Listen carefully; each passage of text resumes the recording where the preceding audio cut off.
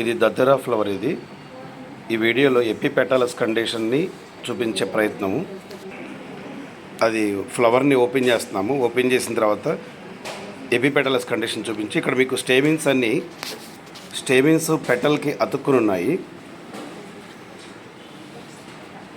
ఇక్కడ చూడండి, స్టేమిన్స్ పెటల్కి అతుక్కునే ఉండి కంప్లీట్గా ఓపెన్ అవ్వట్లేదు, అతుక్కునే ఉన్నాయి.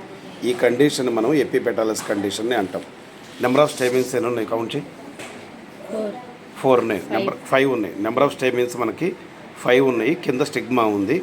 సో ఎపిపెటాలస్ కండిషన్లో మనకి సైడ్కి పెట్టి, ఇంకా సైడ్కి అట్లా ఉంది. ఎపిపెటాలస్ కండిషన్లో ఇలాగ పెటల్కి స్టెమిన్స్ అని అతుక్కునే ఉంటాయి. కంప్లీట్గా మనం ఓపెన్ చేయాలంటే పెటల్ని పట్టుకొని లాగాలి. వీటి సపరేట్ చేయడానికి ట్రై చేయి. అతుక్కున్నట్టు క్లియర్గా చూపించినాక మనకి అది చూడండి, అక్కడ ఎడ్జ్లు అతుక్కున్నాయి. కావాలంటే చూడండి, అతుక్కున్నాయి. ఇక్కడ నేను జూమ్ చేసి చూపిస్తాను మీకు క్లియర్గా. ఆ పార్ట్ అంతా అతుక్కునే ఉంది. ఈ పార్ట్ అంతా, కింద పార్ట్ అంతా అతుక్కునే ఉంది. సో దీన్నే మనం ఎపిపెటాలస్ కండిషన్ అంటాము.